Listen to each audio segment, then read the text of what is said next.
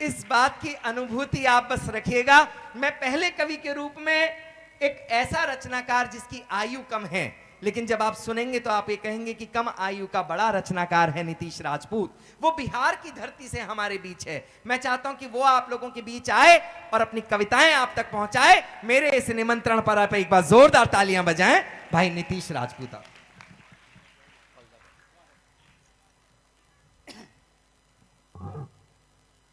पहली 4 पंक्तियां पढ़ता हूं जैन समाज की, आपके बीच हूं और शायद जितना भी मैंने थोड़ा बहुत लिखा हो उसमें से अच्छी 4 पंक्तियां आपके बीच कहता हूं और देखना चाहता हूं कि नीमच के लोग कितना अच्छे से कविताओं को सुनते हैं। सुनिएगा जी। कि माटी में न जाने कैसा जादू मेरे देश की है, कि हिंद में ही आके सभी वीर जन्म लेते हैं। क्या तासीर है इस हिंदुस्तान की। इस पूरी धरती पर 200 से भी ज़्यादा देश हैं, लेकिन आपने और हमने हिंदुस्तान में जन्म लिया तो क्या कारण रहे होंगे। सुनिएगा कि माटी में न जाने कैसा जादू मेरे देश की है, हिंद में ही आके सभी वीर जन्म लेते हैं। और कोई कहे चाहे हम कहता रहे गरीब, पर यहाँ दिल के अमीर जन्म लेते हैं। और चक्रधारी कृष्ण यहाँ जन्म ले चुके हैं और राम जैसे धीर गंभीर जन्म लेते हैं।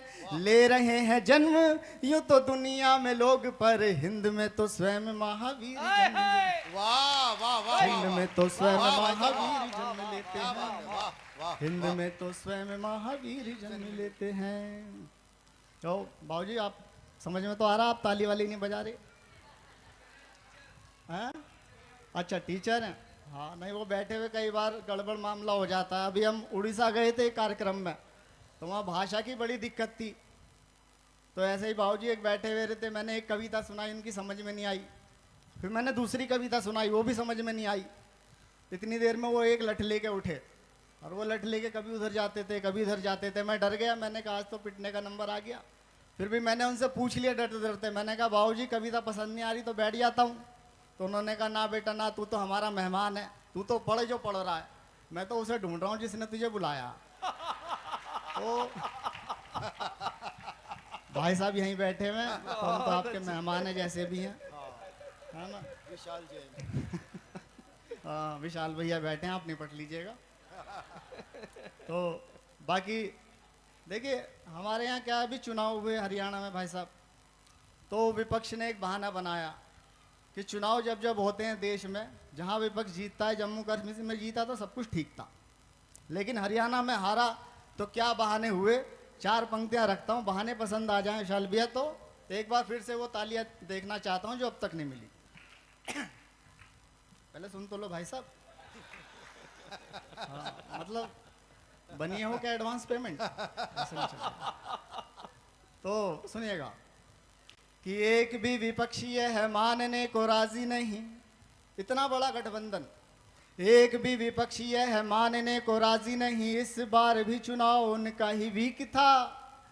एक स्वर में कहा विपक्ष के नेताओं ने कि वीक कैसे हो गया, ये पहले तो पीक था कि इस बार भी हमारे साथ में हुआ है धोखा, वरना तो जीतने का लक्ष्य नजदीक था। और जहां जहां हारे वहां मोदी ने हराया हमें, जहां जहां जीते वहां ईवीएम ठीक था, जहां जहां जीते वहां ईवीएम ठीक था। आप, मैं सच बता रहा हूं, हमारे यहाँ कमाल के नेता हैं साहब। हमारे यहाँ तो अभी मेरे सपने में भोले बाबा आए, कहने लगा बेटा मैं तेरे से बड़ा खुश हूँ, कोई वर मांग ले। मैंने कहा वर का मैं क्या करूँगा, वर दो आप सौरभ भैया को, मुझे तो वधू चाहिए। कहने लगे नहीं बेटे कोई इच्छा हो तो बता दे, मैं बड़ा खुश हूँ तेरे से। तो मैंने 4 पंक्तियाँ मांगी, फिर राजनीति से पंक्तियाँ कहीं उठाता हूँ, अगर बात आपकी समझ में आ जाए। बड़े लोग बैठे हैं, अभी हमारे थे तो कहने लगे कि भाई साहब यहाँ पे जब हम जा रहे हैं वहाँ प्रेम की बातें मत सुनाना, बड़े बड़े लोग बैठे होंगे। तब मैंने कहीं 4 पंक्तियाँ लिखी कि आपको क्या पता इन पर क्या बीतती है। ये वो लोग हैं बेचारे इस उम्र में अपनी बात खुल के कह भी नहीं पाते।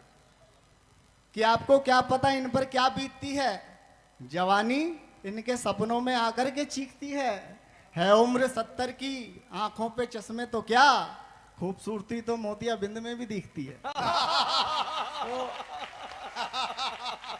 तो मैं जब से आया हूं मैं यही देख रहा हूं कि कई लोगों ने तो एकता को चश्मे साफ कर करके देखा है, तो मैं इसमें ध्यान में लग रहा था। तो सुनिएगा, क्या वर मांगे कि वर मांगता हूँ प्रभु आपसे मैं इतना ही, कि वर मांगता हूँ प्रभु आपसे मैं इतना ही। इस देश में जो भी काम होता है सब कहते हैं मोदी जी कर रहे हैं। मेरी समझ में नहीं आता एक व्यक्ति इस देश में सारे काम कैसे कर सकता है। अभी दिग्विजय सिंह जी मीडिया के सामने आए चुनाव के बाद, तो रिपोर्टरों ने घेर लिया, कहने लगे सर बहुत दिनों बाद आए, एक बाइट दीजिए। वो बहुत गुस्से में, उन्होंने कहा ठीक है जो भी पूछना जल्दी जल्दी पूछो। रिपोर्टरों ने पूछना शुरू किया कि सर वो किसान आंदोलन कर रहे हैं दिल्ली में, तो मुझसे क्या पूछते हो, सब मोदी का किया धरा है। एक ने कहा जी वो सीए लागू होने की बात हो रही है, तो मुझसे क्या पूछते हो, सब मोदी का किया धरा है। ने कहा जी विशाल जी नीमच में कवि सम्मेलन कर रहे हो, तो मुझसे क्या पूछते हो, सब मोदी का किया धरा है।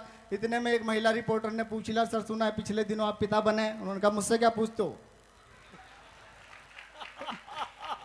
तो एक मामला समझ में नहीं आता कि वर मांगता हूँ प्रभु आपसे मैं इतना ही, बुद्धि मुझे दिग्गी सी सयानी नहीं चाहिए।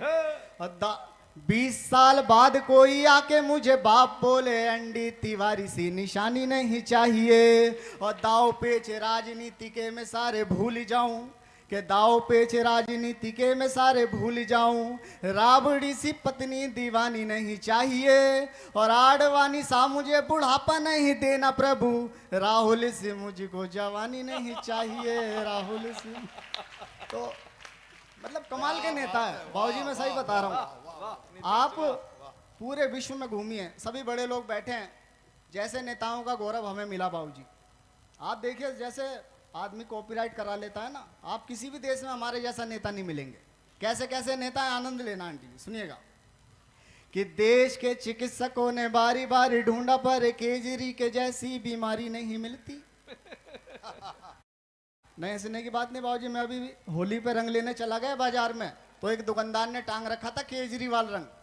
मैंने मजाक में पूछ लिया भाई ये क्या बवाल है, कहने लगा इसे बवाल मत कहो, हमारी दुकान का सबसे महंगा रंग है। मैंने पूछा वो कैसे, तो उसने बताया कि इसको किसी के चेहरे पर बस एक बार लगा दो, हर 10 मिनट में रंग बदल लेता। कि देश के चिकित्सकों ने बारी बारी ढूंढा पर केजरी के जैसी बीमारी नहीं मिलती। देखे मैंने प्रेमियों के जोड़े तो बहुत, पर राबड़ी सी पत्नी दुलारी नहीं मिलती। और गांव गांव घूम लिया, पूरा देश ढूंढ लिया, सोनिया सी भारतीय नारी नहीं मिलती। और देश का मोहल्ला हर गली गली छान मारी, माया जैसी एक भी कुंवारी नहीं मिलती, माया जैसी एक भी। लेकिन इस देश की राजनीति में और क्या नहीं मिलता।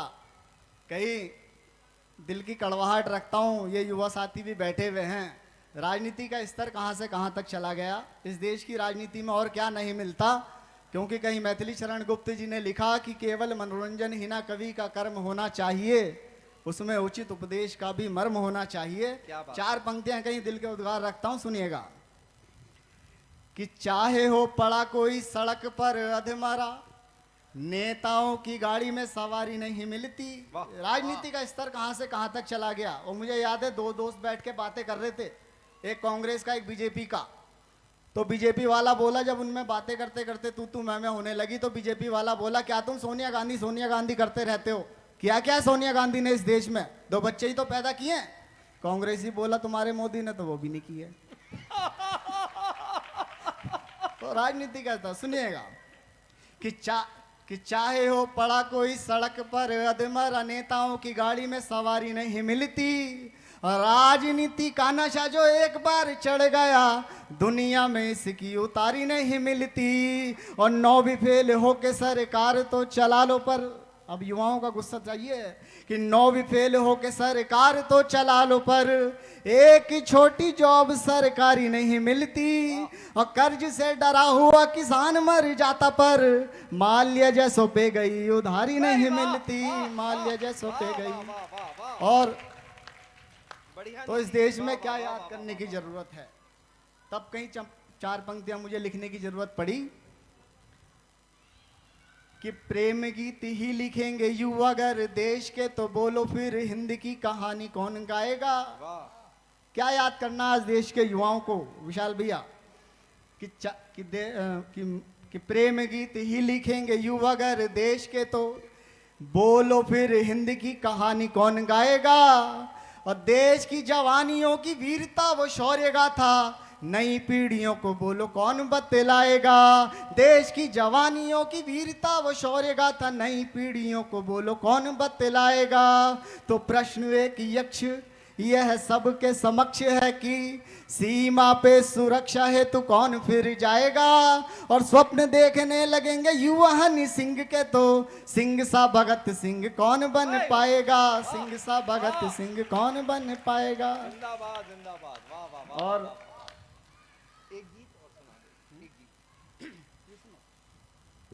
आपने अभी नीतीश का एक स्वरूप देखा जिसने आपको हंसाया, लेकिन नीतीश एक बहुत बड़े गीतकार भी हैं, श्रेष्ठ कलमकार हैं। मेरा मन है कि वो एक गीत आप तक पहुंचाएं, और अगर आपका भी मन हो गीत सुनने का तो एक बार आपकी तालियां इस मंच तक आ जाएं।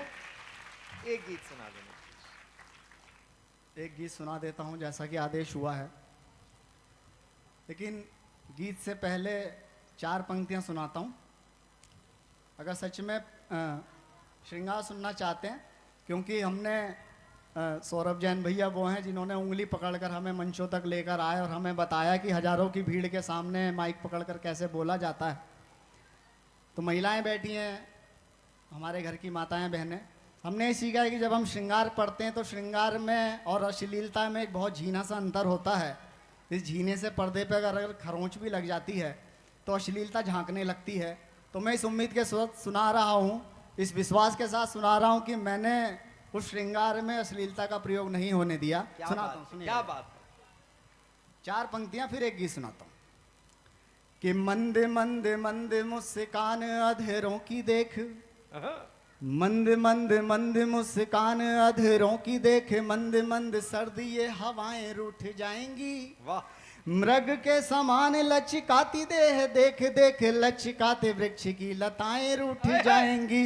मृग के समान लचकाती देह देख देख, लचकाते वृक्ष की लताएं रूठ जाएंगी। जिस ओर भी चले तू रूप की तिजोरी लिए, कि जिस ओर भी चले तू रूप की तिजोरी लिए, उस ओर की सभी दिशाएं रूठ जाएंगी। और यौवन का रंग गोरी तुझ पे चढ़ा है ऐसा, स्वर्ग की भी सारी अप्सराएं रूठ जाएंगी। स्वर्ग की भी सारी अप्सराएं